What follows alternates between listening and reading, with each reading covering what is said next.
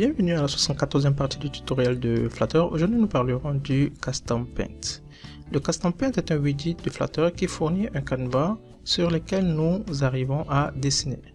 Lorsqu'on lui demande de peindre, Custom Paint demande d'abord de peindre sur la toile actuelle, puis sur son enfant, puis après avoir peint son enfant, il demande au premier plan de peindre. Le système de coordonnées du canevas correspond au système de coordonnées de l'objet Custom Paint. Les outils pour dessiner sont censés peindre dans un rectangle commençant à l'origine et englobant une région de la taille donnée. Si les outils pour peindre peignent en dehors de ces limites, la mémoire allouée pour rasteriser les commandes de dessin peuvent être insuffisantes. Cependant, pour appliquer la peinture dans ces limites, envisagez de recouvrir ce Custom Paint d'un widget ClipRec. Donc on essaiera de partir au niveau de notre éditeur de code afin de montrer comment tout ceci fonctionne. Nous maintenons toujours la même structure du code. Nous avions le matériel de date qui est importé, nous avions le run-up, nous avions le stateless, nous avions le stateful. Après le stateful, nous descendons, nous avions le scafeful, après le scafeful, nous avions la barre. Après la barre, nous avions le corps du programme qui est le body. Donc nous essaierons toujours de maintenir la même structure du code. Qu'est-ce qu'on fera? On essaiera ici de créer notre classe. Donc ici on aura notre classe qu'on va appeler par exemple drawer, c'est-à-dire cette classe va permettre de dessiner. Et on va utiliser l'extension. Donc ici on prend un extend et on utilise maintenant le Custom Paint. Donc vous avez le Custom Paint qui se trouve à ce niveau-ci. Donc après ça, vous aviez normalement cette partie de créer. Comme d'habitude, on se met à ce niveau-ci et on clique sur l'ampoule et on fait la création. Donc ici, il va nous créer deux fonctions à ce niveau-ci. Donc nous avions nos deux fonctions qui ont été créées. Vous pourriez tout de même arriver au niveau de l'explorateur ici. Vous pouvez cliquer sur le libre, un clic droit, vous faites nouveau fichier et vous créez votre fichier drawer.dart. Donc ça revient au même. Vous pouvez le mettre ici et c'est tout. Donc on va partir à ce niveau et après ça maintenant on va devoir maintenant appliquer les différentes fonctionnalités au niveau de notre Custom Paint que nous avions déclaré à ce niveau-ci. Donc on va partir tout simplement vers la fin de notre programme et on va essayer de lui faire un return avec celui-ci. Donc on a déjà vu la fonction should reprint. Donc qu'est-ce qu'on fera à ce niveau? On va tout simplement ajouter ici un return. Donc vous avez ici le return qui sera false. Donc ici le return qui est false. On termine avec un point virgule. Cette partie aussi elle est commentée. Donc vous avez ça. Maintenant au niveau d'ici on va tout simplement essayer de créer nos différents canevas afin de pouvoir les appeler dans le corps. Donc on reviendra après au niveau du corps ici pour déclarer nos différentes fonctions ou bien appeler tout simplement le Custom Paint. Donc on va se mettre au niveau d'ici et on va essayer de créer rapidement, vous montrer plus ou moins comment ça fonctionne avec le Custom Paint. Il n'y a rien de si difficile avec ça. On va déclarer une simple fonctionnalité qui sera de type final et on va l'appeler par exemple, elle sera de type paint. Cette dernière va retourner bien sûr la fonction paint. Donc on aura la fonction paint qui est retournée. Donc on a déclaré celle-ci, on peut maintenant appliquer nos différentes couleurs. Donc on va faire paint point et on va ajouter une couleur. Donc on fait tout simplement la couleur qui va recevoir la couleur comme on déclare d'habitude et on va prendre par exemple la couleur jaune. Donc je prends jaune, je vais prendre par exemple du jaune. Oui, ça c'est bon. Je vais prendre du jaune à 100. Ok. Et après avoir déclaré la couleur que j'aimerais avoir au niveau de mon Custom Paint, qu'est-ce que je vais faire? Je vais devoir déclarer maintenant la position de l'information que j'aurais voulu afficher. Donc pour l'information, vous savez comment ça fonctionne. On a ici var, donc je prends ici ça et j'aurai le offset. On a déjà utilisé les offsets. Vous savez comment ça fonctionne. Ça permet en fait de déterminer les différents positionnement au niveau de notre objet. Donc ici vous voyez quand je sélectionne par exemple offset, vous avez la valeur ici qui est double, x et y. Donc vous aurez toujours notre valeur à ce niveau ici qui est x. Donc on aura au niveau horizontal x et lorsqu'on descend vertical c'est toujours y. On a eu déjà le démontrer au niveau des différents tutoriels.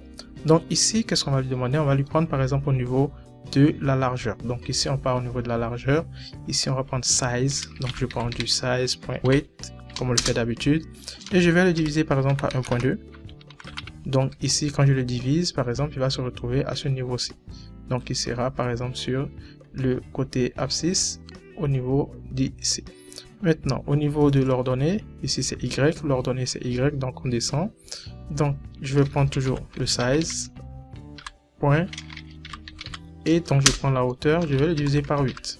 Par exemple, je termine ici avec un point virgule. Et il sera représenté plus ou moins sur le côté droit. Donc après avoir terminé cette partie, maintenant je vais lui demander de me dessiner. Pour le dessin, je vais appeler tout simplement ma fonction Canva. Donc j'appelle la fonction Canva qui existe déjà. Je prends Canva point et je lui demande de me dessiner quoi. Vous aviez différents attributs à ce niveau-ci. Vous voyez, vous pouvez utiliser celle que vous désirez. Vous en aviez un maximum. Vous pourriez tester les différents attributs que vous aviez ici. Qu'est-ce que nous on va essayer de prendre? On va essayer de tester d'abord on va prendre un cercle pour prendre on va prendre Draw Cycle. Donc on a ça.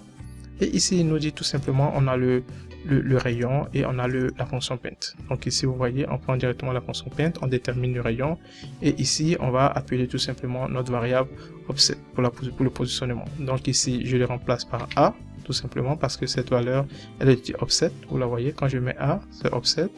Si je mets sur le draw cycle ici vous voyez vous affiche directement. Ici ça c'est la valeur offset. Je le remets, okay. La valeur ici est offset, ici vous aviez le rayon et ici vous aviez la fonction paint.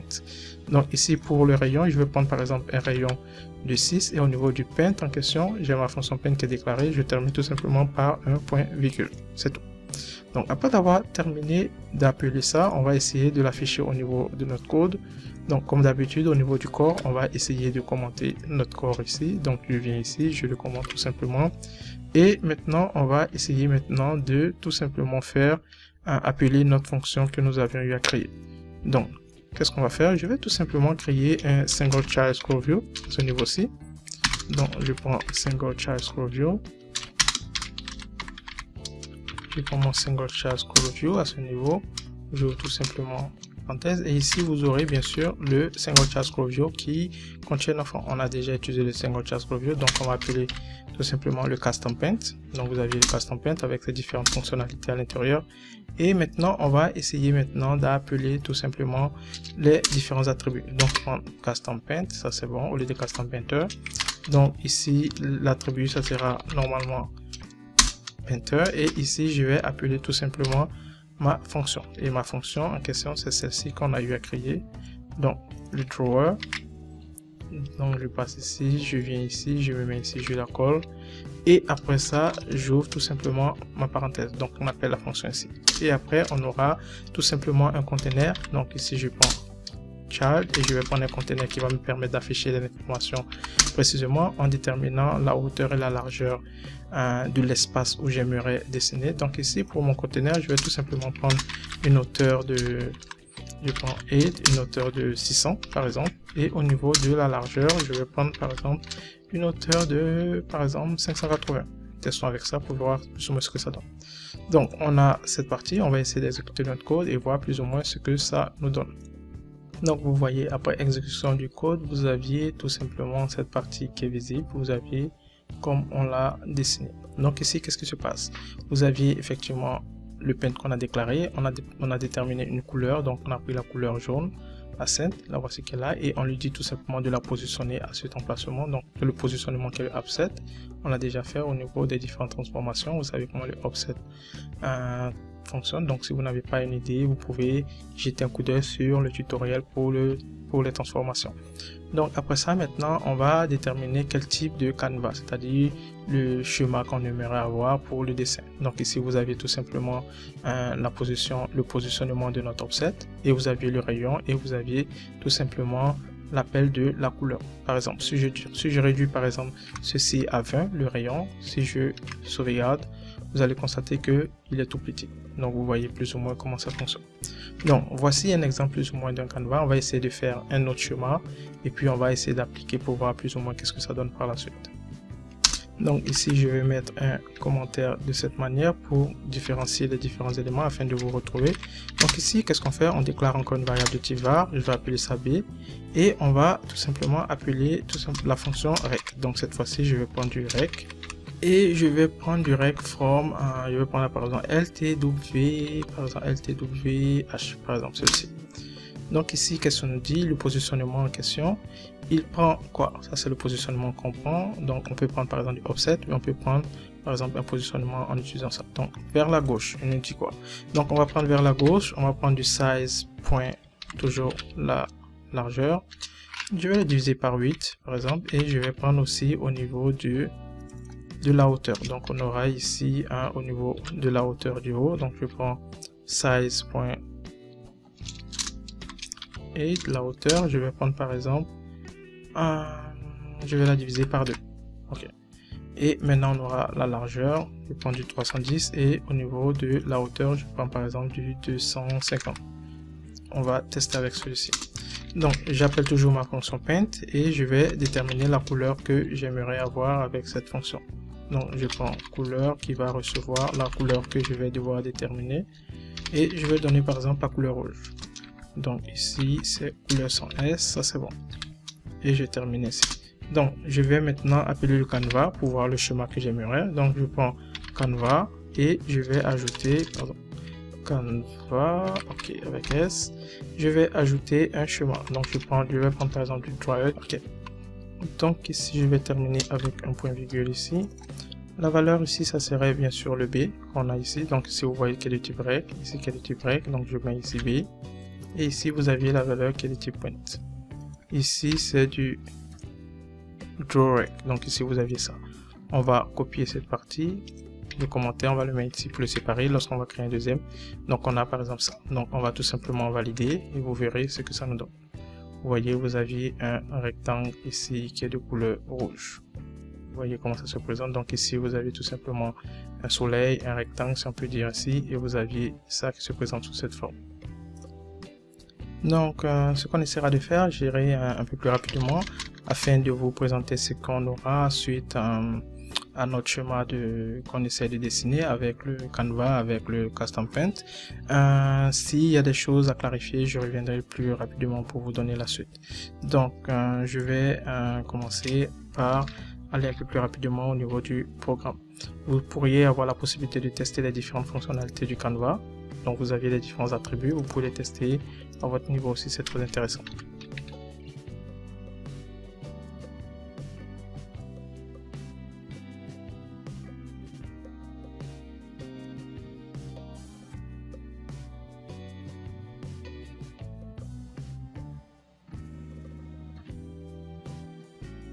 Donc vous voyez, après validation normalement de cette partie du code, vous aviez normalement la couleur orange. Donc on a tracé un trait de cette manière. Vous aviez toujours le stroke width que nous avons utilisé, et vous aviez les différents offsets. Donc ici vous aviez la largeur, donc ici il commence à partir de là, donc on a ici 0, donc on se retrouve à ce niveau-ci, et on a la hauteur ici qui est 350. Donc vous aviez un point qui commence ici, qui se termine ici, ça c'est le premier. Le deuxième, 200, ça c'est la largeur, ça commence ici, et la hauteur c'est 0. Donc ce qui nous donne normalement ce trait se retrouve à ce niveau-ci. Donc on aura encore un deuxième que je vais essayer de créer encore, donc on va essayer de faire un autre qui passe sur cette ligne. Donc on va voir une autre qui va passer sur cette ligne. Donc on va tout simplement changer le positionnement des offsets, et vous verrez plus ou moins la suite de comment ça sera présenté.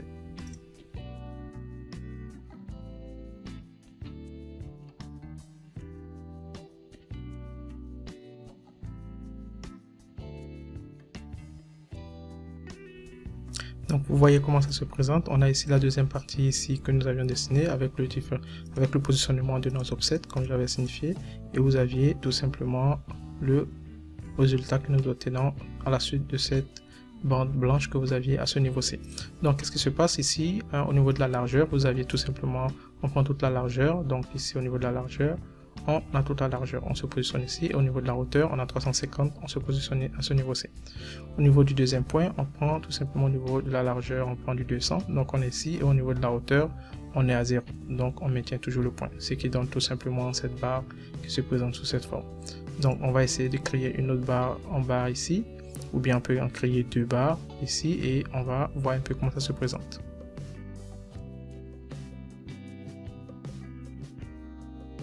Donc vous avez le résultat ici, vous avez la couleur verte que nous avions ici, vous voyez le résultat. On va voir si on peut mettre une deuxième ligne aussi un tout petit peu vers le bas à ce niveau-ci. On va tout simplement copier encore ce code et on va aller vers le bas. Je vais copier cette partie, ça c'est bon. Je pars vers le bas, je le colle ici et on va tout simplement le modifier comme le fait. Ici je vais prendre tout simplement la couleur noire, donc ici je vais prendre ça, je vais prendre le noir, je supprime cette partie. et je prends tout simplement du black. Donc ici vous avez le black ici, on va prendre ici, ça c'est du 7, ça c'est du 8, et ici on va tout simplement échanger la taille. Ici on va prendre du 300 pour que ça soit un tout petit peu vers le bas, et aussi on aura du 700, et ici aussi pourquoi pas du 300. Donc on valide ici le 7 et le 8, et on pourra maintenant après exécuter le code pour voir le résultat obtenu. Donc on a ça. Donc vous aviez le résultat. Donc on pourra aussi tout simplement créer une petite un petit schéma ici, un petit rectangle. Donc ça sera plus ou moins une petite case qu'on a eu à dessiner. Ça c'est considéré comme étant le soleil. Et vous aviez ici une présentation rapide d'une petite case avec la porte qu'on aura à ce niveau. Donc qu'est-ce qu'on va faire? On va descendre au niveau d'ici et on va tout simplement créer encore notre code pour avoir une case à ce niveau là qui sera plus ou moins un rectangle mais un tout petit peu plus petit que celui que nous avions à ce niveau-ci. Donc ceci étant, qu'est-ce qu'on peut faire? On peut tout simplement copier le code ici, celui que nous avions ici, on le copie concernant le rectangle rouge. Donc je le copie ici et je viens vers le bas, je le colle ici par exemple. Et qu'est-ce que je vais faire? Celui-ci je vais l'appeler par exemple V, et j'aurai toujours moins les mêmes fonctionnalités que le tout premier en changeant tout simplement le positionnement. Donc ici je vais prendre par exemple du 2.3 et ici au niveau de la hauteur je vais prendre par exemple du 1.3, et après ça j'aurai ici la taille, donc je vais prendre du 80 qui sera plus petit, et ici je vais prendre par exemple du 90. Et maintenant on peut déterminer la couleur, on va prendre aussi ici du noir, donc je prends le black et c'est tout. Donc ici on prend ça, ça c'est du V, puisqu'on a déclaré ça ici, le V on le met ici, et après ça on peut tout simplement valider notre code et vous verrez la suite. Donc vous voyez comment ça se présente, on a une toute petite case qu'on a dessinée avec les différentes fonctionnalités du Custom Paint. Vous avez le soleil et vous avez votre application qui se présente sous cette forme. Donc vous avez plus ou moins comment ça fonctionne, rien de si difficile. On a eu à utiliser différentes fonctions, déclarations et les différents attributs que nous avions au niveau du Canva.